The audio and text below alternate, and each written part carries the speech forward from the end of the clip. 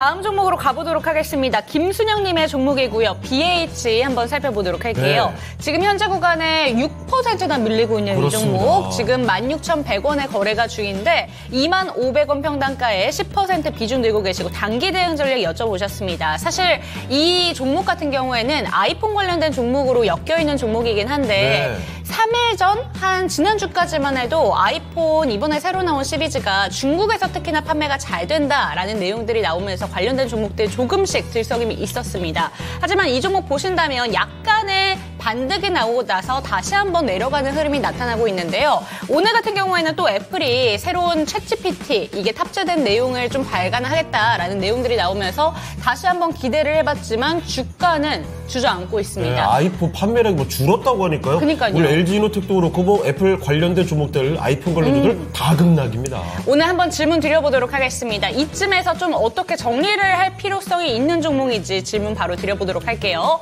전문가님 BH입니다. 25,000원에 10% 비중 들고 계신데요. 어떻게 하시는 게 좋을까요? 네, 일단 이 BH 같은 경우는 우리 앵커님들이 잘 설명 주셨지만 아이폰 관련주로 좀 분류가 됩니다. 왜냐하면 얘네가 하는 게 FPCB라고 해서 이제 연성 회로기판 같은 경우는 이제 모바일 특히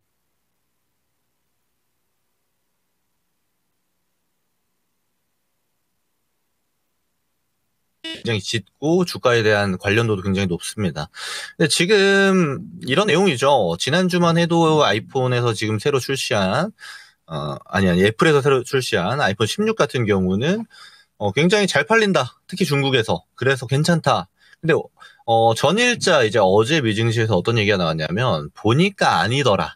이런 내용까지 나오는 거예요. 근데 사실 이거 다 카더랍니다. 지금 단계에서 유추하기는 좀 어려운 측면이 있고 오히려 좀 기다려봐야 되는 측면이 뭐냐면 윤지 앵커님이 짚어주셨듯이 애플 인텔리전스가 그러면 탑재되는 시점에서 어떻게 갈 것인가가 굉장히 중요해요. 왜냐하면 지금 아이폰 16에 대한 수요 논리는 어떤 구조냐면 그동안에 아이폰 15, 14가 나올 때랑 다른 측면이 예를 들어 아이폰 유저들 같은 경우 잘 아실 테지만 실이라는 AI가 탑재되어져 있습니다.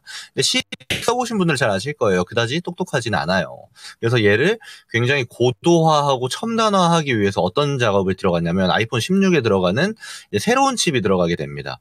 그리고 그 칩에 탑재되는 솔루션이 애플 인텔리전스인데 애플 인텔리전스는 AI 모델이 애플의 자체 모델과 더불어서 오픈 AI의 챗GPT가 같이 포함되는 거예요. 근데 이 챗GPT가 같이 포함된다라는 내용이 언제부터 접목이 되냐면 지금 판매되고 있는 모델부터 들어가는 게 아니고 소프트웨어 업데이트를 이제 올해 말부터 해서 진행될 가능성이 상당히 높습니다. 그렇게 좀 예측을 하고 있어요. 그러면 여기서 중요한 지점은 이런 겁니다. 왜 그럼 아이폰 16을 사야 되는가? 왜 교체돼야 되는가가 중요한데 이전 모델들 같은 경우는 이제 좀 오래된 모델이 있죠. 2, 3년 정도 된 모델들은 애플 인텔리전스가 적용이 호환이 안 됩니다. 그래서 다른 사람들은 쓸 수 있는 애플 인텔리전스를 못 쓴다라면은 아이폰 유저로서 새로운 버전으로 업그레이드 해야 되는 시기가 도래됐다라고 보는 게 이번 16부터 추진하고 있는 애플 인텔리전스입니다. 그러면 이 형태를 봤을 때 앞으로 그럼 어떤 구조적인 성장이 나올까가 중요한 영역이고 또 하나는 지금 주가가 이슈 그러니까 애플이 중국에서 좀 많이 안 팔리는 거 아니야 하는 이 우려감이 주가에 작용하고 있는데 이게 해소가 될 건지 여부 이 두 가지가 굉장히 중요하겠죠. 저는 좀 더 지켜봐야 된다라고 봅니다. 특히 지켜봐야 되는 지점은 출시된 지 얼마 안 됐어요. 그리고 애플에서 공식적으로 우리가 지금 어떤 형태라고 얘기하고 있지 않습니다. 그러면 이런 지점들을 좀 기다려 볼 법하냐면 기다려 볼 법하죠. 그리고 실제로 16 이후 모델부터는 교체 수요가 상당히 튼튼할 걸로 좀 보고 있으니까요. 중국 제외하더라도. 그러면 이런 형태를 기준으로 놓고 본다라면 BH는 사실 최근에 시장 상황에 따라 좀 조정이 세게 나오고 있는데 저는 한 번 정도 더 담아도 될 것 같아요. 제가 이런 직접 수혜주가 아니고 좀 간접 수혜주나 애플 관련 테마주라면 이런 말씀 잘 안 드릴 건데 지금 이 기존 저점이 한 15,000원 정도 구간되거든요. 여기 밑으로 좀 내려갈 가능성도 있습니다. 그러면 한 번 정도 더 담으셔가지고 지금 평단에서 한 중간값 정도로 평단을 좀 낮추는 전략이 좀 좋을 것 같고 또 하나는 이제 좀 기다려 볼 법한 게 이달 말일이 되면은 애플 실적 발표 나옵니다. 그럼 실적 발표에서 아마 컨콜도 좀 진행을 같이 할 텐데 지금 상태에 대한 의견과 함께 가이던스 내용도 같이 나올 가능성이 굉장히 높아요.